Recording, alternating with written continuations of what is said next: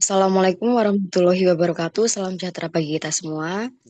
Pada kesempatan kali ini, kelompok kami akan mempresentasikan hasil kerja kelompok kami untuk PSBO dengan judul Rancang Bangun Sistem Informasi Pembayaran-Pembayaran Berbasis Web Menggunakan Framework Laravel 9. Nah, di sini kita berlima, ada saya Resiwara, ada rekan kami Bang Rudi, Bang Agam, dan Bang Baihaki serta Mbak Mimi Matun.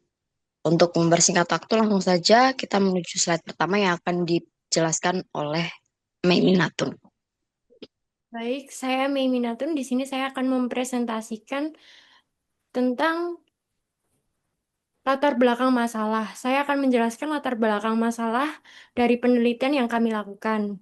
Dalam bidang pendidikan, teknologi informasi sebenarnya memiliki potensi yang sangat besar untuk meningkatkan efektivitas dan efisiensi pengelolaan data, namun pada kenyataannya pemanfaatan teknologi informasi belum sepenuhnya optimal sehingga banyak proses masih berjalan secara lambat dan kurang efisien. Pada sistem yang masih konvensional, khususnya dalam pengelolaan data pembayaran, pencatatan masih dilakukan secara manual menggunakan kertas dengan buku besar. Hal ini beresiko menimbulkan kesalahan pencatatan, kehilangan data, serta menyulitkan proses pencarian dan pelaporan data. Oleh karena itu, dibutuhkan sebuah solusi, yaitu penerapan sistem informasi berbasis web. Sistem ini diharapkan dapat mempermudah proses pengelolaan dan pembayaran, meningkatkan akurasi data, serta membantu meningkatkan efisiensi dari kinerja pengelolaan administrasi di lingkungan pendidikan. Boleh lanjut, Bang? Pada slide ini saya akan menjelaskan rumusan masalah dan batasan masalah dari penelitian yang kami lakukan.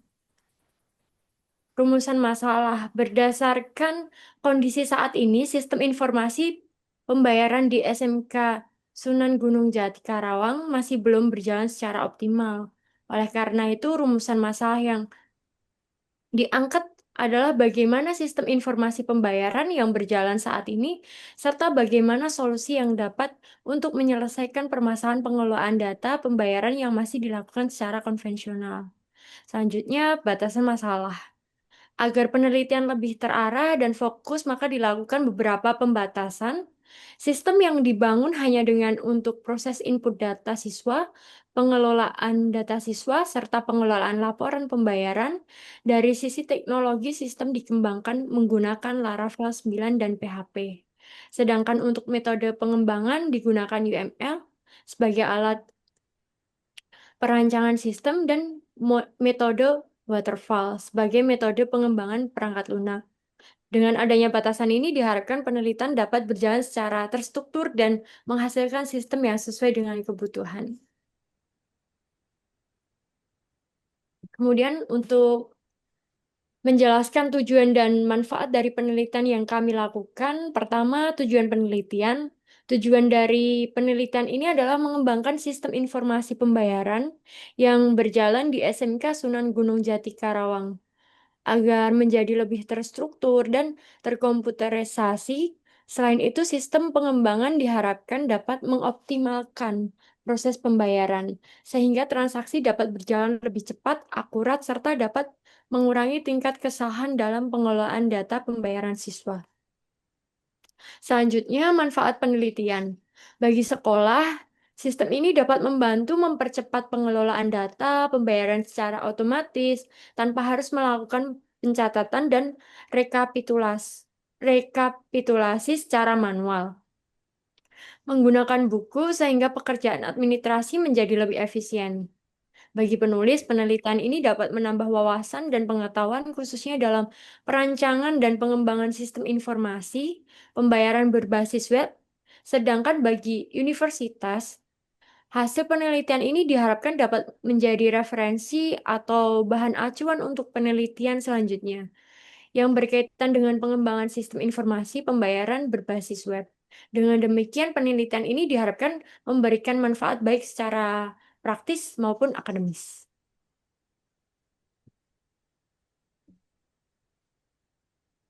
Baik, saya melanjutkan menjelaskan metode penelitian yang digunakan dalam penelitian ini. Metode penelitian yang digunakan meliputi metode pengumpulan data yang terdiri dari beberapa tahapan. Pertama, data primer, yaitu data yang diperoleh secara langsung dari objek penelitian di SMK Sunan Gunung Jati Karawang, sehingga data yang dihasilkan sesuai dengan kondisi nyata di lapangan. Kedua, data sekunder, yaitu data yang diperoleh dari buku teori dasar, serta contoh-contoh yang relevan bagi pendukung penelitian. Selanjutnya dilakukan studi pustaka, yaitu dengan mempelajari literatur yang berkaitan dengan topik penelitian sebagai landasan teori. Selain itu, metode observasi dilakukan melalui pengamatan dan pencatatan langsung terhadap proses pembayaran yang sedang berjalan. Kemudian metode wawancara dilakukan dengan kepala sekolah serta petugas pembayaran untuk memperoleh informasi yang lebih mendalam mengenai sistem pembayaran yang diterapkan saat ini. Dengan menggunakan metode-metode tersebut, diharapkan data yang diperoleh akurat dan tepat, mendukung perancangan serta pengembangan sistem informasi pembayaran yang sesuai dengan kebutuhan. Baik, selanjutnya akan dilanjutkan rekan saya. Oke, baik Teh. Terima kasih atas waktunya. Untuk selanjutnya masuk ke metode pengembangan sistem. Nah, langsung saja. eh, Model siklus hidup pengembangan sistem HDLC, air terjun atau waterfall, juga dikenal sebagai model sekuensial linear atau siklus hidup klasik. Nah, dimulai dengan tahapan analisis, desain, pengkodean, pengujian, dan perawatan. Model air terjun menawarkan pendekatan aliran hidup perangkat lunak sekuensial atau berurutan. Nah, disebut juga metode waterfall karena terdiri dari 5 fase yang berurutan. Seperti di slide tersebut sudah dicantumkan ya, teman-teman. Nah, dari atas sampai ke bawah itu jelas, nanti akan saya jabarkan lagi untuk satu persatunya.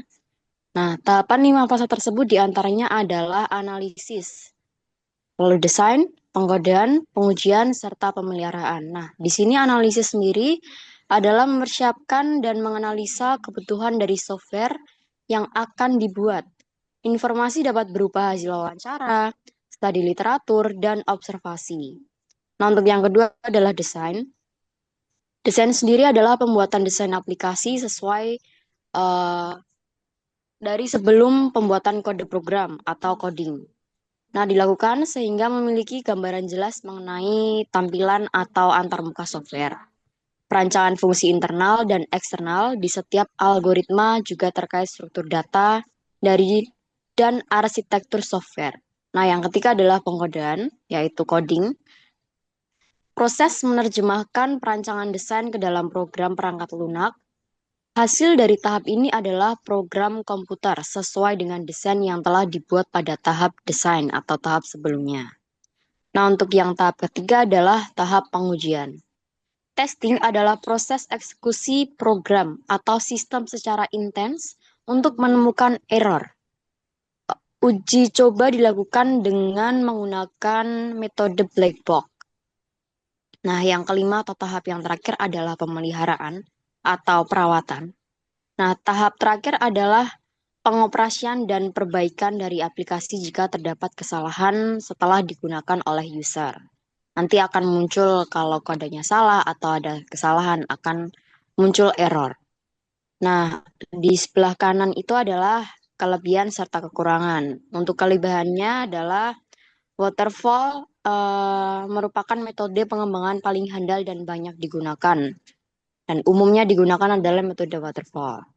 Yang kedua adalah tahap proses pengembangan tetap atau pasti, mudah diaplikasikan, serta prosesnya juga teratur. Nah, yang ketiga adalah pengerjaan proyek terjadwal dengan baik dan mudah dikontrol oleh user. Nah, untuk kekurangannya pasti juga ada. Yang pertama, tidak cocok untuk software yang kompleks karena pada waterfall tidak dapat berulang. Yang kedua adalah waktu pengembangan lama karena harus menunggu proses sebelumnya selesai.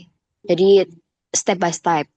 Terus yang terakhir ada biaya tinggi karena waktu pengembangan yang lama.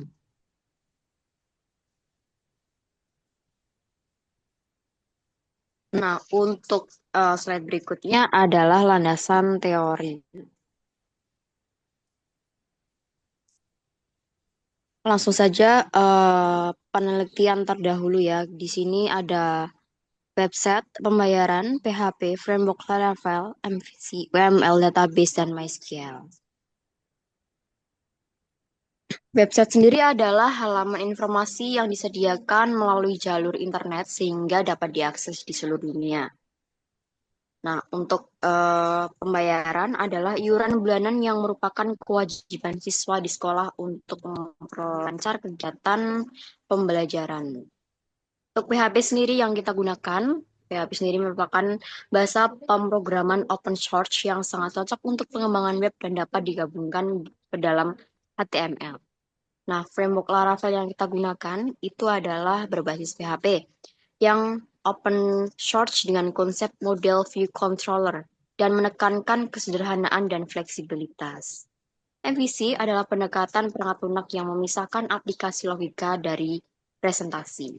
UML sendiri adalah bahasa standar visualisasi perancangan dan pendokumentasian sistem atau blueprint sebelum software. Untuk database sendiri merupakan kumpulan informasi yang disimpan di dalam komputer secara sistematik sehingga dapat diperiksa menggunakan program yang digunakan. Untuk MySQL sendiri adalah software dari database open source yang menyimpan data dalam bentuk tabel yang saling berhubungan.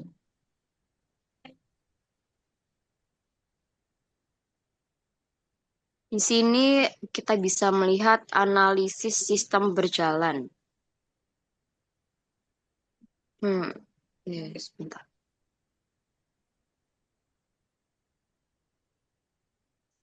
Nah, untuk sistem pembayaran konvensional, alur proses pembayarannya adalah ada 5 step. Yang pertama ada orang tua siswa diberikan kartu pembayaran, uh, lalu yang kedua kartu ditandatangani dan dicap oleh admin sehingga uh, sebagai bukti pembayaran. Yang ketiga adalah admin mencatat data pembayaran secara manual di kertas.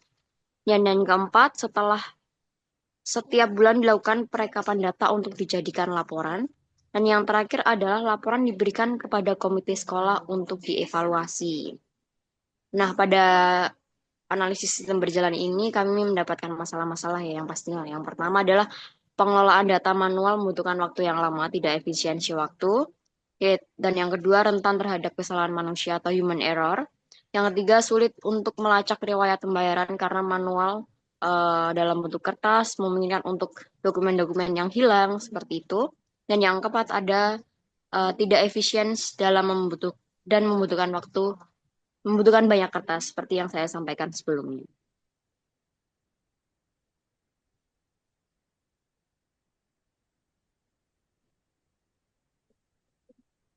Nah, di sini ada aktor utamanya ada 4 ya.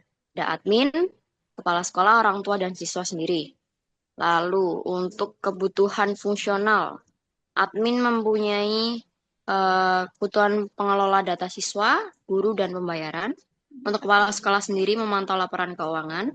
Orang tua untuk mengetahui status pembayaran, dan siswa melihat riwayat pembayaran. Untuk kebutuhan non-fungsionalnya adalah fungsi pengeditan hanya dapat diakses oleh admin sendiri. Lalu user interface yang nyaman dan responsif, dan sistem harus responsif dan cepat.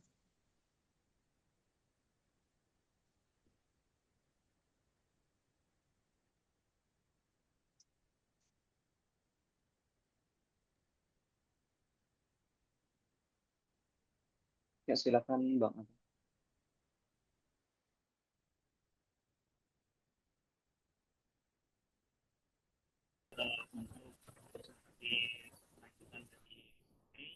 Oke, kita akan masuk ke dalam diagram. Ini ada diagram use case. Jadi, diagram use case ini merupakan gambaran atau representasi dari interaksi yang terjadi antara sistem dan lingkungannya. Use case adalah teknik penemuan kebutuhan perangkat lunak yang pertama kali itu dikenalkan oleh Jacobson dan kawan-kawannya pada tahun 1990. Oke, di sini ada beberapa komponen, ya, komponen utama dari use case itu sendiri. Yang pertama itu ada namanya aktor, ya. Jadi aktor merupakan spekulasi bahwa, ya kan, aktor adalah bagian dari diagram, ya kan. Padahal apabila kita mencari informasi lebih dalam mengenai, ya, soal ini, ternyata aktor bukanlah bagian dari diagram. Jadi peran aktor sangat penting, tentunya menciptakan use case jadi lebih mudah. Fungsi aktor menjelaskan siapa yang berinteraksi dengan sistem. Aktor akan memberikan informasi kepada sistem serta menerima informasi dari sistem. Keduanya bisa terjadi secara bersamaan. Itu adalah bukan aktor. Yang berikutnya ada yang disebut dengan sistem. Ya. Jadi sistem adalah sebuah sesuatu yang digambarkan, ya kan, dalam bentuk persegi, fungsinya untuk membatasi use case dengan interaksi dari luar. Itu sistem, ya. Yang terakhir, oke, itu ada use case. Use case adalah komponen gambaran fungsional dalam sebuah sistem, sehingga konsumen maupun pembuat saling mengenal dan mengerti mengenai alur sistem yang akan dibuat. Oke, di sini sudah dibuatkan simbol-simbolnya. Yang pertama ada aktor. Aktor sendiri itu digambarkan dalam bentuk segmen, ya, seperti gambar. Oke, ini segmen. Ini aktor, ya. Aktor ini mewakili peran orang, sistem yang lain, atau alat ketika berkomunikasi dengan use case. Oke, yang berikutnya ini ada disebut dengan association. Ini yang garis, ini garis association, merupakan abstraksi dari penghubung antara aktor dengan use case itu sendiri. Oke, selanjutnya ini ada yang bentuk dalam bentuk lingkaran. Lingkaran ini merupakan use case, abstraksi dan interaksi antara sistem aktor yang terjadi. Oke, ini adalah merupakan alur dari use case tersendiri yang dibuat dalam program kami yang ada di sekolah. Oke, di sini si aktor, ya, bisa admin, school administrator. Di sini melakukan sebuah proses. Di sini bisa melakukan proses, ya, add, terus bisa melakukan update, ya kan. Terus selanjutnya di sini ada aktor student, ya, yang kedua student. Ini bisa melakukan, student ini dia bisa melakukan login ataupun bisa melakukan logout, ya, bisa login dan logout. Selanjutnya bisa melakukan update data siswanya itu sendiri. Terus di sini selain update, student ini bisa melakukan pembayaran, ya, pembayaran payment di sini. Terus si student ini juga bisa melakukan proses request, ya. Jadi request pembayaran semua, ini maksudnya proses pembayaran, ya kan, yang dilakukan ini melakukan pembayaran. Nah, di sini prosesnya akan melalui bank, ya. Jadi dari bank ini dia akan melakukan namanya dari request. Student ini melakukan pembayaran dengan request. Dari request ini, ya, dari case. Nah, dari sini ini harus melakukan approve dulu. Jadi approve ini adalah persetujuan, ya. Jadi setujuan. Oke, selanjutnya di sini ada peran setiap aktor, ya, ini penjelasannya. Jadi admin bisa melakukan login atau logout, kelola data siswa, kelola data guru, dan input interaksi. Nah, ini kepala sekolah, ya, ada bisa melakukan login dan logout. Terus lihat laporan dan cetak laporan. Ini peran dari orang tua, ya, bisa melakukan login dan logout juga sama. Lihat status pembayaran. Jadi pembayaran itu sudah dilakukan atau tidaknya, orang tua bisa mengecek di sini, bisa melihat langsung. Nah, selanjutnya siswa bisa melakukan login dan logout juga, dan lihat riwayat pembayaran. Jadi siswa dengan orang tua ini prosesnya hampir sama. Kalau dari orang tua sendiri itu melihat status pembayarannya sudah dilakukan atau tidak, dan siswa ini bisa melihat riwayatnya, riwayat pembayaran yang sudah dilakukan. Oke, lanjut, Bang Boy. Oke, selanjutnya ini ada activity diagram, ya, yaitu ya sebuah proses. Di sini bisa dilihat dari aktor, ya kan, alur kerja sistem pembayarannya dari sini, ya kan, sudah dilakukan pembayarannya dari aktor, melakukan by item. Di sini ada include, ya kan, bisa source item, dari sini bisa melakukan proses, ya kan, bisa include. Kita by for item, ya kan, si aktor ini bisa melakukan selanjutnya, ya, bisa melakukan itu dan select item. Di sini udah dijelaskan alur kerja pembayaran, proses login dan validasi, ya, kelola data siswa dan guru, dan proses transaksi pembayaran itu sendiri. Oke, kita lanjut.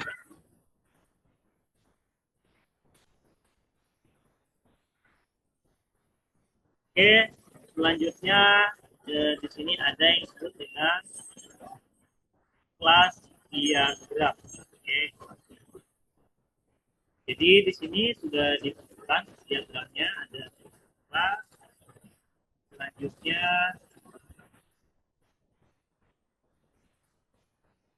Selanjutnya ada atribut dan operasi kelas. Dan ada hubungan antara kelas dan penelitian dan aktivitasnya. Jadi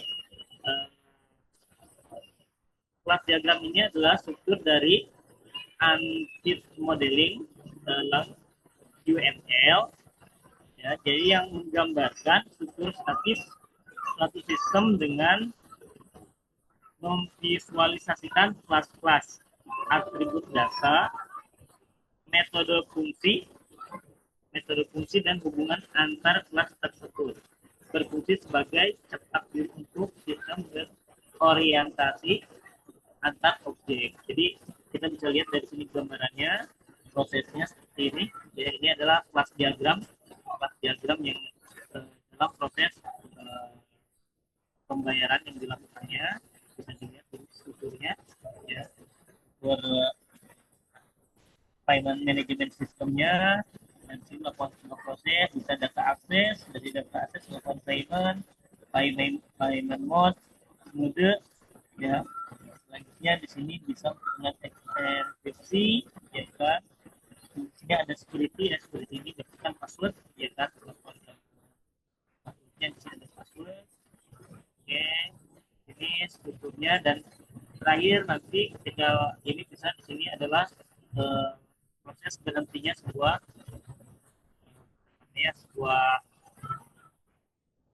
diagram itu sendiri.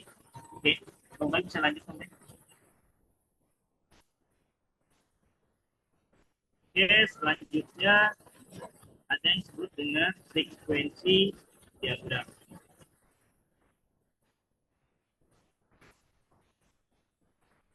Oke, frekuensi diagram atau diagram urutan adalah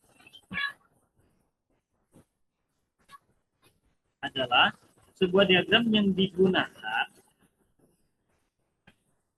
untuk menjelaskan dan menampilkan interaksi antar objek dalam sebuah sistem secara terperinci. Selain itu, segmen diagram juga akan menampilkan pesan atau perintah yang dikirim beserta waktu pelaksanaannya. Oke, di sini sudah digambarkan di mana, ya kan, prosesnya terjadi. Di sini, ya kan, terus di sini ada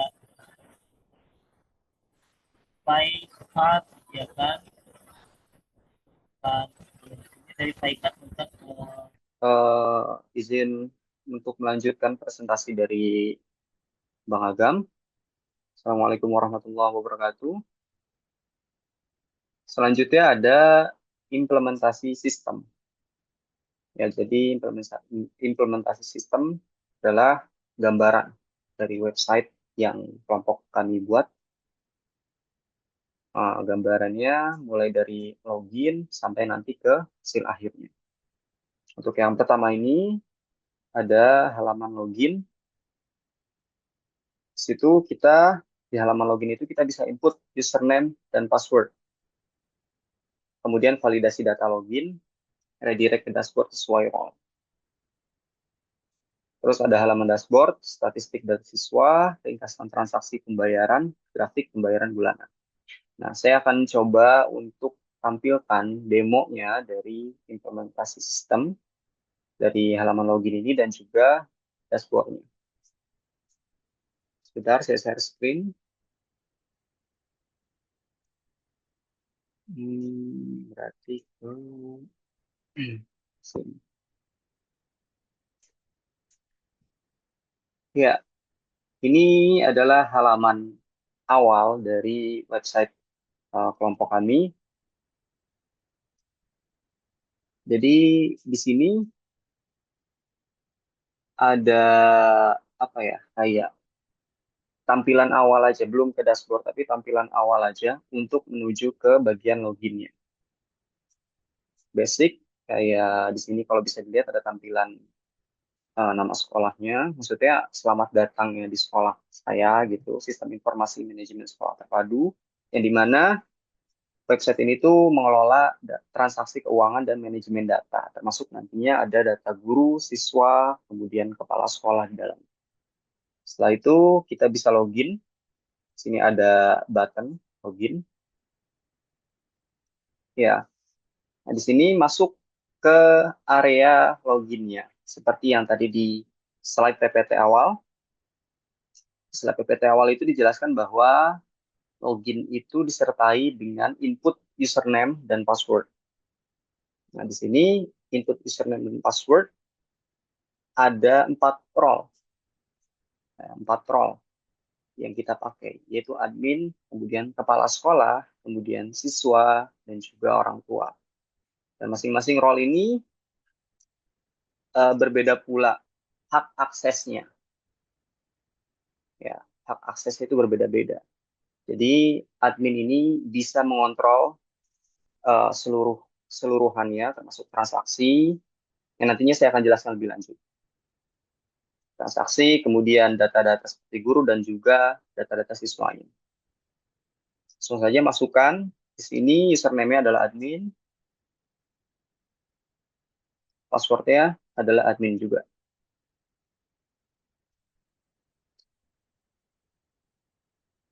Sebentar. Admin. Admin.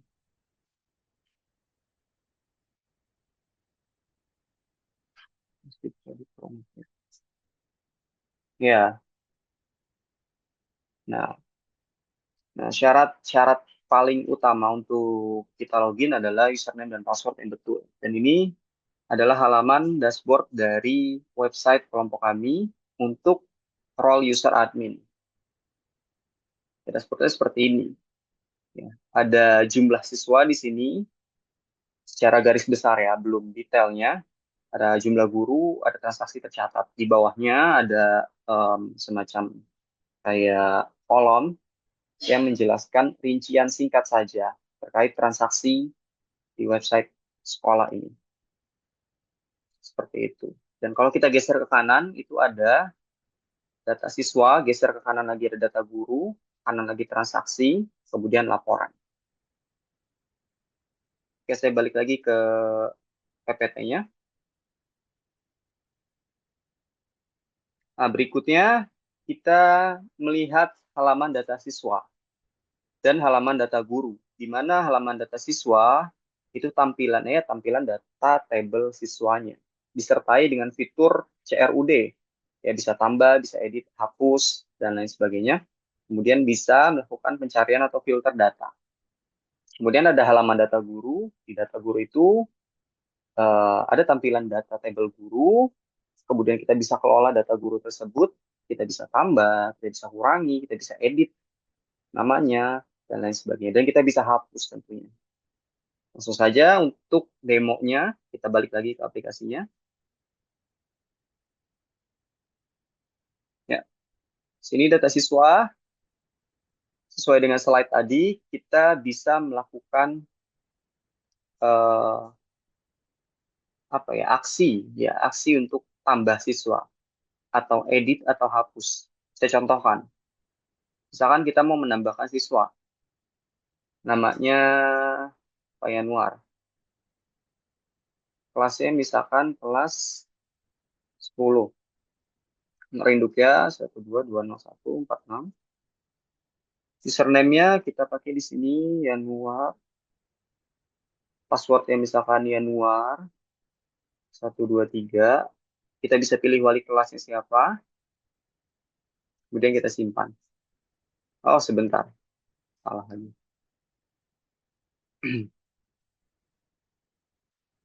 Farhan Fatahila. Yanuar 123. Coba. Wah, nggak bisa. Sebentar ya. Salah rangkum. Sekolah siswa. Oke, mungkin fitur tambah siswanya ada kendala sedikit. Saya lanjutkan ke fitur berikutnya. Mungkin fitur berikutnya adalah fitur edit. Kalau saya ingin menghapus nama saya di sini, jadi Bayati Fadli saja. Kita simpan. Ya, jadi dia terubah. Teraninya seperti ini. Dikurangin gitu yang kita edit ya tadi. Begitupun kalau mau kita hapus, nah kita bisa menghapusnya data siswa tersebut. Nah, berikutnya kita ke data guru. Di data guru ini sama seperti data siswa, jadi data guru ini juga bisa melakukan fitur CRUD, yaitu Create, Read, Update, Delete, yang dimana nanti kita bisa menambahkan atau menghapus ataupun mengedit. Mungkin saya akan coba salah satu fiturnya, misalkan fitur edit. Sini saya akan ganti namanya, misalkan menjadi Ahmad saja. Apakah bisa? Yap, bisa.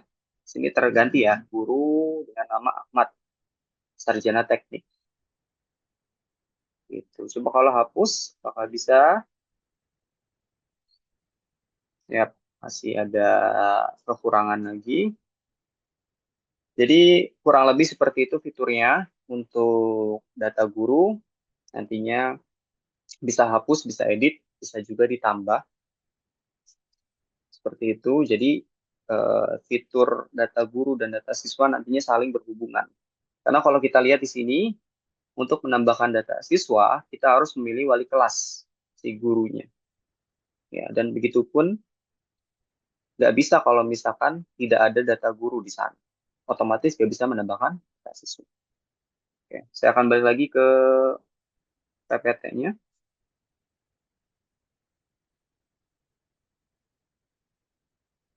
Ya, berikutnya ada halaman pembayaran, juga halaman laporan. Untuk halaman pembayaran, itu ada form input transaksi, kemudian ada pilihan jenis pembayaran, kemudian ada validasi dan penyimpanan data.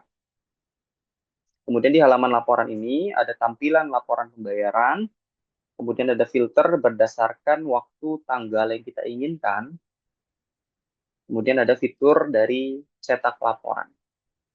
Untuk demonya, langsung saja kita ke aplikasinya. Di sini kita ke menu transaksi. Misalkan kita mau masukkan induk siswa, ini nomor 11. Transaksi, masukkan induk siswa.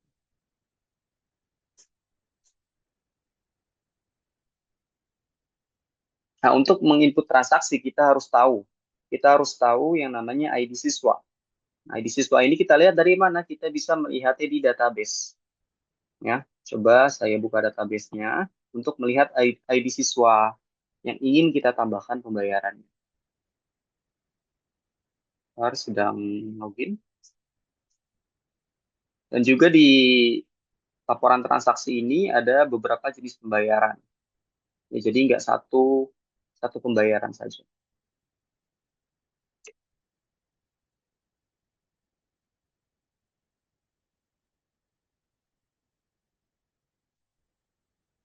Oke.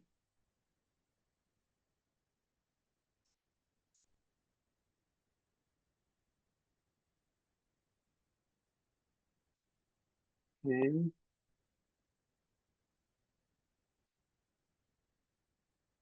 Oke, nah di sini di database ini ada keterangan ID siswa. Ada dua siswa yaitu Setia Warman Eka Putra kelas XTSM dan Fatur kelas 11. ID siswanya 31 dan 32. Saya akan coba masukkan ID siswa 32 yaitu Fatur untuk menginput transaksi yang dilakukan oleh siswa tersebut. 32, misalkan TBO jumlahnya 900.000, tanggal transaksinya segini. Oh, siswa induk 32 tidak ditemukan, berarti mungkin 31. 31. Misalkan 3345. Sebentar, 11. Oke, coba lagi. 31.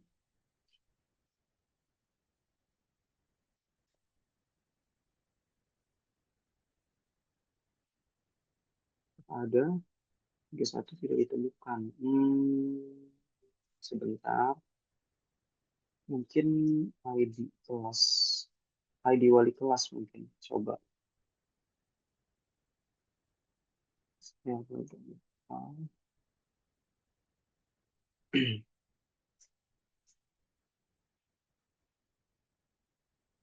Hmm.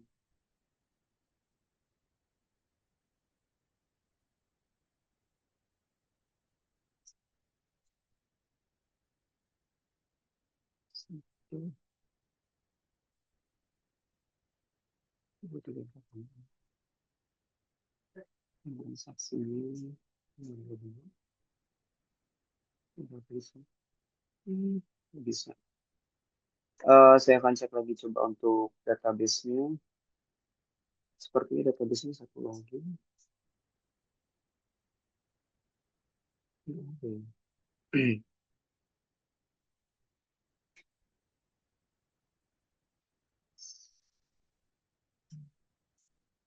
Mungkin ini.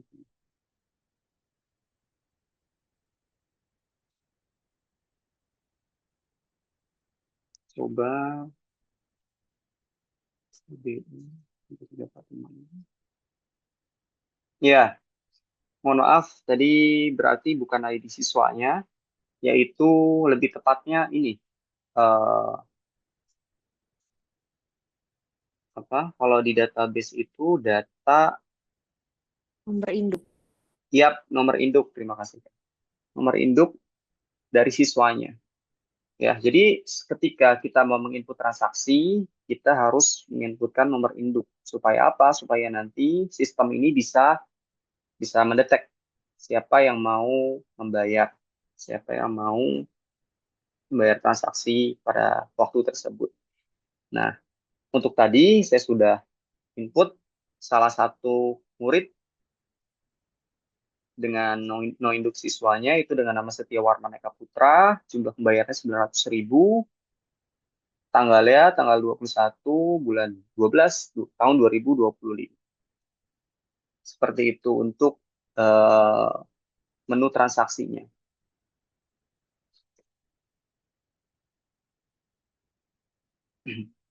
Kemudian ada halaman laporan ya. Untuk halaman laporan coba kita demokan. Untuk laporan coba saya cetak untuk laporan tersebut. Ini sih. Saat Oke, sedang loading. Nah, laporan ini akan muncul ketika kita sudah input transaksi tentunya. Ketika input transaksi dari pembayaran siswanya, kita cetak laporan. Kalau tidak ada transaksi, otomatis laporan tersebut tidak akan bisa terender. Oh, bisa juga. Mungkin kwitansi.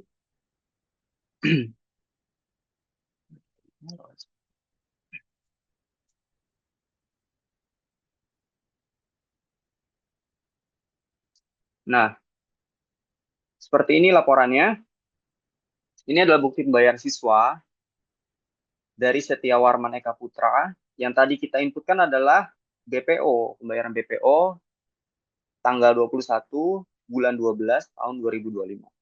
Dan ternyata dengan ID siswa tersebut, maksudnya NIK Setiawarman Eka Putra, dia juga sudah melakukan transaksi di tahun 2025 bulan 6, tanggal 23 sebesar 750.000. Yang dimana total dari transaksi yang dia lakukan untuk pembayaran di sekolah SMK Sunan Gunung Jati adalah sebesar 1.650.000. Seperti itu. Ya. Jadi singkatnya, untuk transaksi dan laporan itu saling berhubungan. Kalau nggak ada transaksi ya tidak bisa dilaporkan, begitupun sebaliknya. Nah, nanti untuk menambah siswa berikutnya, kita bisa melakukan hal yang sama, kita input dulu dari NIK, ya, NIK dari sisi siswanya, kemudian baru kita input transaksi. Seperti itu.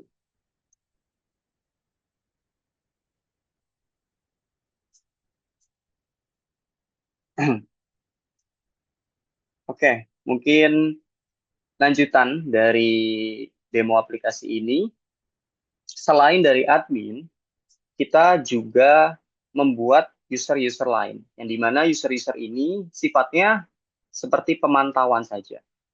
Ya, seperti pemantauan saja, baik yang memantau laporan transaksi keuangan ataupun yang memantau data-data siswa dan data guru. Contohnya seperti apa? Contohnya saya contohkan.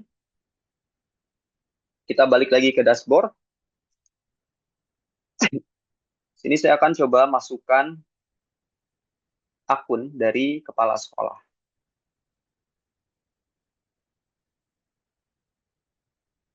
Oke, sini usernya Capsec dan passwordnya admin.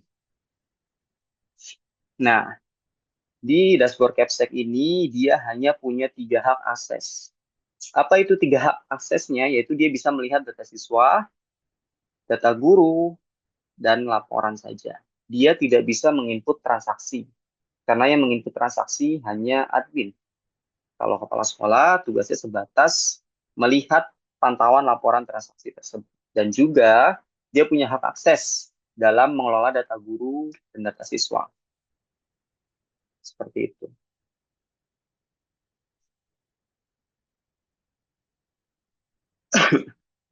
Sama seperti siswa dan orang tua, kalau siswa dan orang tua, hak aksesnya hanya untuk melihat transaksi saja. Dia hanya melihat transaksi saja. Tidak bisa menambahkan data guru, data siswa, ataupun menambahkan data transaksi. Jadi, siswa dan orang tua hanya bisa melihat saja untuk terkait hak aksesnya. Oke, selanjutnya mungkin saya akan menjelaskan sedikit tentang codingan daripada website ini. Oke, gambaran sedikit saja di sini. Ini codingan ya, berisi tentang sintaks-sintaks yang dimana sintaks ini bisa membuat website yang kelompok kami buat tadi. Singkatnya, untuk di bagian aset sini, saya zoom sedikit. Ya, di bagian aset sini, ini menyimpan data-data yang terkait ya dengan sintaks seperti sintaks CSS dan juga script JavaScript dan image dari atau gambar ya, image atau gambar dari website yang dijalankan. Seperti ini, kalau image ada logo Sunan Gunung Jatinya. Dan ada logo belakang sekolah tadi yang kita bisa lihat di dashboard.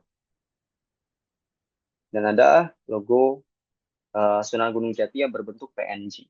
Seperti itu. Kemudian masuk ke includes. Include di sini, kalau kita bisa lihat, itu ada dua. Ada dua file, yaitu footer.php dan header.php. Gunanya apa? Footer.php adalah codingan yang nanti mengisi bagian bawah dari si websitenya.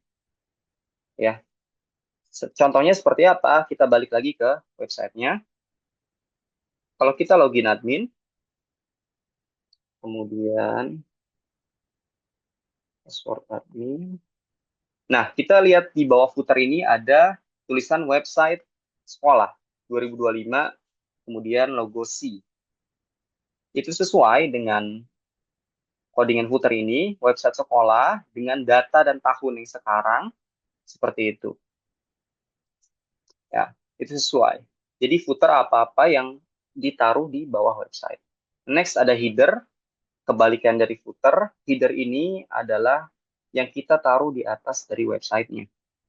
Kalau kita bisa balik lagi ke website, tampilannya seperti ini. Di sini ada header SMK Sunan Gunung Jati beserta beranda, dashboard, data siswa, kemudian data guru, transaksi, dan laporan. Codingan itu terletak di header, ya di header. Ya di sini website sekolah. Kemudian kalau kita tarik ke kanan, ada SMK-nya Sunan Gunung Jatinya. Tarik lagi ke kanan, ada beranda. Tarik lagi ke kanan, ada data siswa, data guru, transaksi, dan lain sebagainya. Nah, masing-masing daripada menu tersebut punya link URL. Link URL. Untuk apa link URL itu? Untuk nantinya menghubungkan dari isi masing-masing headernya. Misalkan data siswa ini, kita punya data siswa di sini. Ya, kita punya data siswa yang terhubung linknya dengan page siswa.php. Yaitu ada di bawah sini. Siswa.php. Artinya apa? Artinya otomatis ketika kita sebagai user pengguna memencet atau menekan bagian data siswa, maka akan otomatis ya dikembalikan oleh sistem, oleh si codingan ini ke siswa.php. Yang dimana isi siswa.php ini adalah tampilan keseluruhan dari si siswa, kolom siswanya. Seperti itu. Nah, sama seperti yang lain, misalkan data guru, dia akan terhubung ke page guru.php, dan lain sebagainya. Seperti itu. Next, untuk laporan. Ya, di sini adalah menu untuk kita mencetak laporan. Ya, singkatnya, sebuah laporan itu harus dibuat tentunya oleh sintaks juga, oleh codingan juga, dan ditaruhnya di sini. Nah, ini fitur cetak laporan semua. Jadi di fitur ini kita bisa mengatur keluaran dari cetakan si websitenya. Misalkan tadi di cetakan kita, oke, masih ada contohnya atau tidak? Coba saya cek. Nah, cetakan kita ini berbentuk seperti ini. Ada di tengah logo, kemudian SMK Sunan Gunung Jati, dan lain sebagainya. Nah, itu kita bisa atur semua di dalam fitur cetak laporan ini. Kemudian sama edit transaksi juga untuk mengedit dari laporan tersebut. Generate ini adalah fitur untuk menghasilkan laporannya. Jadi ketika laporan tersebut sudah kita buat, kita harus buat generate untuk keluar gitu si laporan tersebut. Kemudian kalau hapus transaksi ya kita bisa menghapus dari laporan yang ada di transaksi di website tersebut. Misalkan di sini transaksi di laporan, kemudian kita mau hapus nih, kita mau hapus. Ya, kita mau hapus misalkan. Itu berarti masuknya ke hapus transaksi. Ya. Kemudian ada login. Nah, login ini adalah tampilan dari awal sebelum daripada dashboard login yang kedua. Ya, yang mana sih? Yang ini. Pokoknya dia sebelum daripada ada dashboard untuk login yang kedua, dia langsung masuk ke login yang pertama. Coba saya cancel dulu, beranda.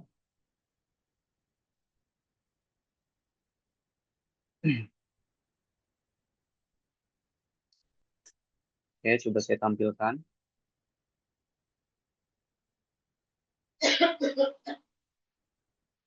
Oh, berarti dia harus dari awal lagi. Ya, kurang lebih seperti itu untuk login.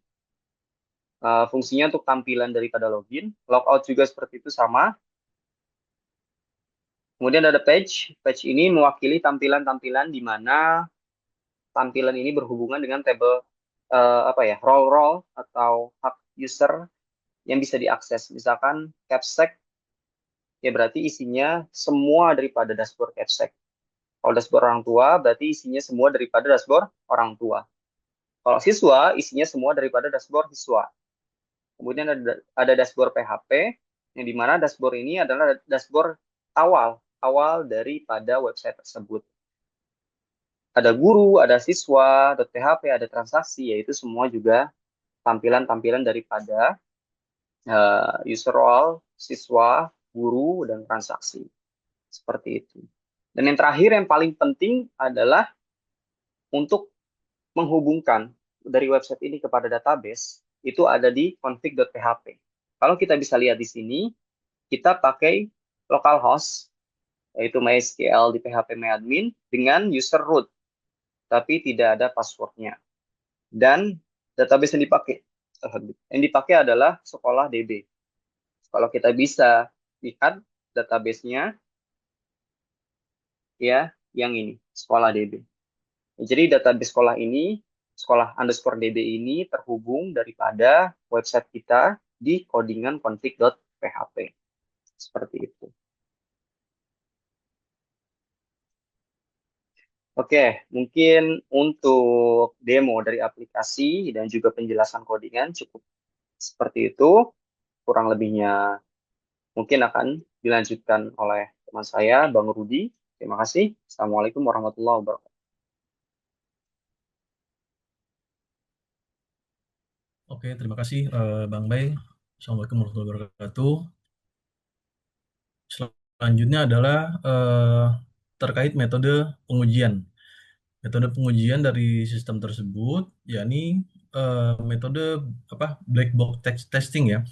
Metode pengujian perangkat lunak yang fokus pada fungsionalitas tanpa memeriksa kode internal atau struktur program. Artinya, black box testing ini merupakan satu metode pengujian perangkat lunak yang berfokus pada fungsionalitas sistem. Tidak perlu ada mengetahui bagaimana rancangan sistem itu dibangun secara teknis. Dan pengujian dilakukan dari sudut pandang pengguna atau user. Fokus utamanya dari black box testing ini adalah untuk memastikan bahwa input tersebut menghasilkan output yang benar serta sesuai dengan kebutuhan sistem. Nah, metode ini sangat umum digunakan. Kenapa? Karena metode ini yang pertama itu merupakan metode yang mudah diterapkan. Kemudian dia efektif untuk validasi dari fungsinya, kemudian cocok untuk pengujian sistem berbasis form atau antarmuka pengguna. Nah, kemudian pengujian tersebut dilakukan dengan beberapa tahap. Di sini ada 3 ya. Input data pada setiap form, memverifikasi output yang dihasilkan, dan membandingkan dengan hasil yang diharapkan.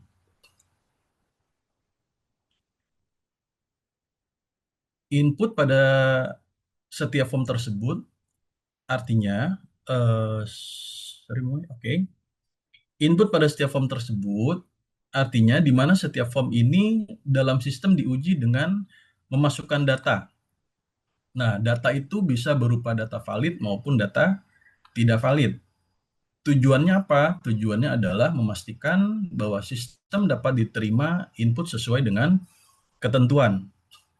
Lalu memverifikasi output yang dihasilkan. Setelah input diberikan, kemudian sistem diamati. Nah, output yang muncul akan dicek apakah data tersimpan.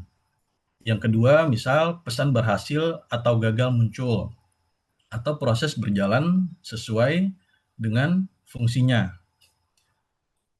Lalu membandingkan dengan hasil yang diterapkan, artinya output aktual dibandingkan dengan output yang seharusnya. Jika sama, maka fungsi dianggap berjalan dengan baik. Nah, jika berbeda, maka nanti akan ditemukan bug atau kesalahan pada sistem. Di mana kesimpulannya adalah semua fitur berfungsi dengan baik sesuai dengan yang diharapkan. Maknanya dari kesimpulan ini adalah seluruh proses pengujian dari black box testing tersebut telah dilakukan dan di mana tidak ditemukan sama sekali kesalahan fungsional yang signifikan. Dan sistem sudah bisa nih dinilai untuk layak digunakan dan telah memenuhi syarat untuk kebutuhan pengguna. Nah, itu kesimpulannya dari metode pengujian. Slide selanjutnya, Bang Bay.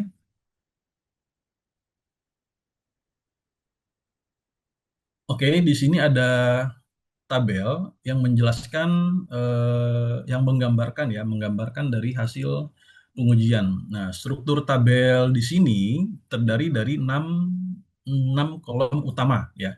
Yang pertama adalah ada kolom nomor, kemudian pengujian, kolom selanjutnya yang ketiga adalah test case, yang keempat hasil yang diharapkan, yang kelima hasil pengujian, dan yang keenam adalah kesimpulan. Nomor ini adalah menunjukkan nomor urut pengujian fitur sistem. Nah, kemudian kalau untuk pengujian adalah menjelaskan nama-nama halaman atau modul dari sistem tersebut yang diuji. Nah, pada kolom ketiga itu ada kolom test case, di mana aksi atau langkah yang dilakukan oleh user untuk menguji fiturnya, ya, untuk menguji fitur tersebut. Nah, kemudian hasil yang diharapkan ini bersifat output atau respon sistem yang seharusnya itu muncul apabila sistem bekerja atau berjalan dengan baik dan benar. Nah, untuk kolom kelima itu adalah hasil pengujian, di mana hasil pengujian itu nantinya akan menunjukkan hasil aktual apakah sesuai atau tidak dengan yang diharapkan pengujiannya. Nah, kesimpulannya adalah yang terakhir itu merupakan status akhir dari pengujian, apakah fitur dinyatakan valid atau tidak. Nah, untuk pengujian yang pertama di halaman login. Nah, di halaman login itu test case-nya adalah kita menginput username dan password. Apa sih hasil yang diharapkan dari hal tersebut? Ya, ini pengguna itu berhasil masuk ke dalam sistem. Ya.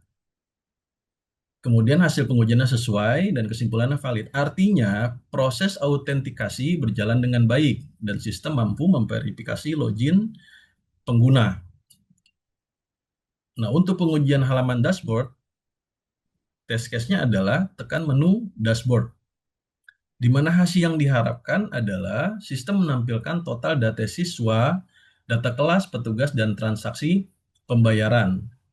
Nah, halaman dashboard ini berfungsi sebagai pusat informasi utama untuk menampilkan ringkasan data dengan baik dan benar. Nah, kemudian pengujian yang ketiga itu ada pada halaman siswa. Nah, halaman siswa, test case-nya itu tekan menu siswa, di mana hasil yang diharapkan adalah menampilkan seluruh data dari siswa serta fitur pengelolaan data siswa. Nah, modul pengelolaan data siswa tersebut dapat digunakan untuk melihat dan mengelola informasi data siswa tanpa adanya kendala. Nah, kemudian dalam pengujian yang keempat itu ada di halaman guru, di mana test case-nya adalah tekan menu guru, Dan hasil yang diharapkan adalah menampilkan data guru dengan fitur pengolahan data guru. Hasil pengujiannya sesuai dan kesimpulan valid. Artinya, sistem ini mampu mengelola data guru ya, mengelola data guru dengan baik, termasuk apa? Termasuk penampilan dan pengolahannya. Nah, kemudian untuk yang kelima itu adalah halaman transaksi pembayaran. Nah, test case-nya ya ini menekan untuk apa?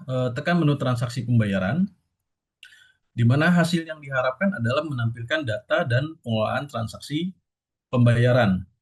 Nah, pada modul transaksi ini, pembayaran berjalan sesuai fungsinya, mendukung pencatatan dan pengelolaan transaksi.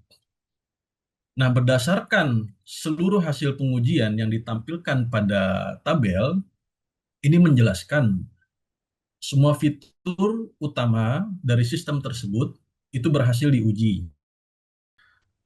Tidak ditemukannya error secara fungsional, lalu seluruh hasil pengujian menunjukkan status sesuai, dan semua modul dinyatakan valid dan layak digunakan. Oke, slide selanjutnya. Oke, kesimpulannya, pengembangan sistem informasi pembayaran menggunakan PHP, Laravel 9, dan MySQL. Dan untuk proses pengembangannya mengikuti model waterfall dengan 5 fase. Sistem mempermudah pihak sekolah dalam pengelolaan data pembayaran.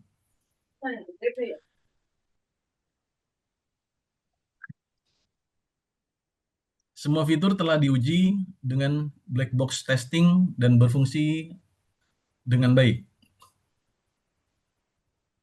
Nah, proses pengembangan sistem informasi masih di kesimpulan, oke.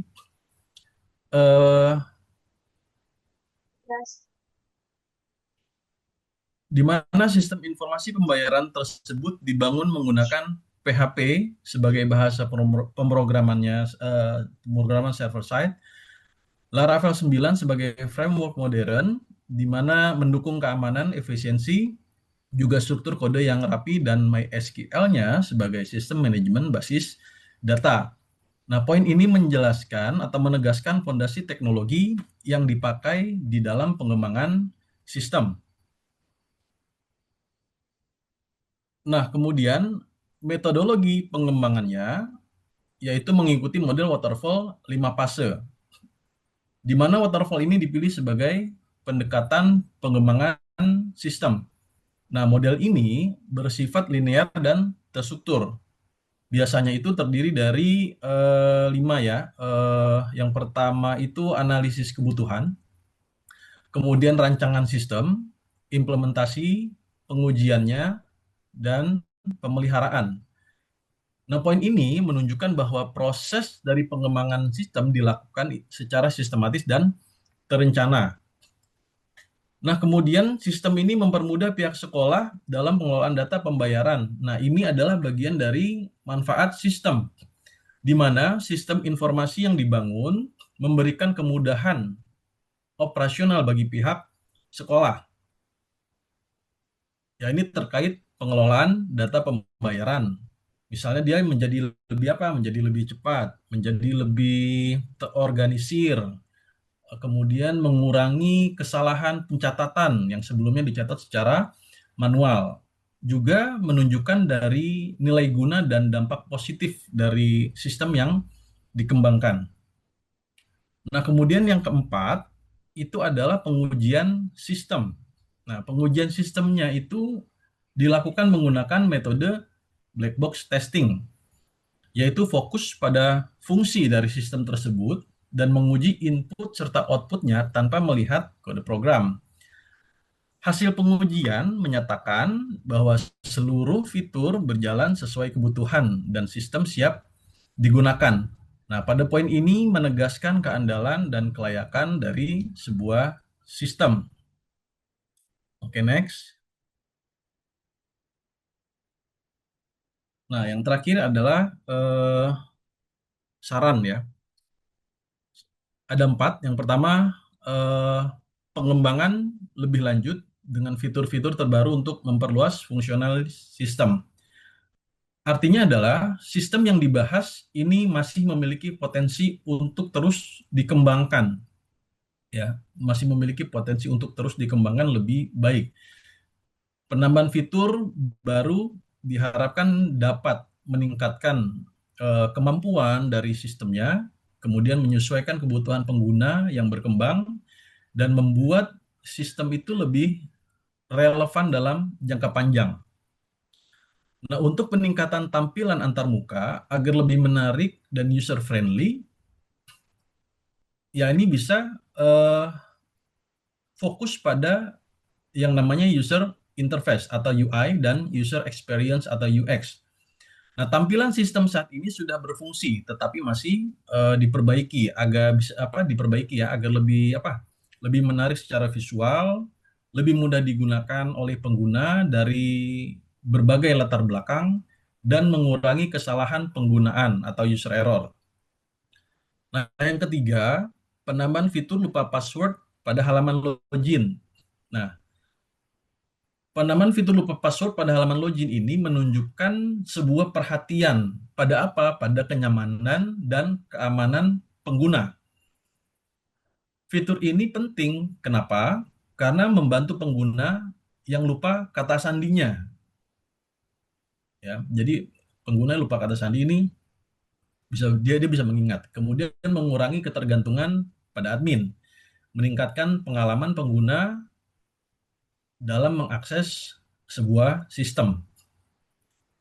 Nah, yang terakhir adalah penambahan fitur pencarian riwayat dan cetak laporan berdasarkan periode waktu, di mana sistem diharapkan dapat mendukung kebutuhan administrasi dan dokumentasi. Nah, dari fitur ini itu berguna untuk menyaring data berdasarkan waktu tertentu, ya, memfilter data berdasarkan waktu tertentu, membantu analisis data, dan mempermudah pembuatan laporan resmi dalam bentuk cetak.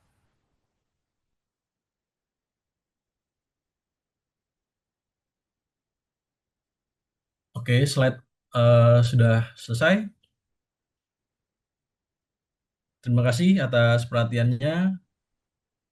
Berikut adalah, lalu saya serahkan kepada moderator. Ya, terima kasih Bang Rudi, juga teman-teman lainnya telah mempresentasikan pada presentasi hari ini. Mungkin segitu saja presentasi dari kelompok kami, Ibu. Mohon maaf jika ada kekurangan dan kesalahan. Assalamualaikum warahmatullahi wabarakatuh.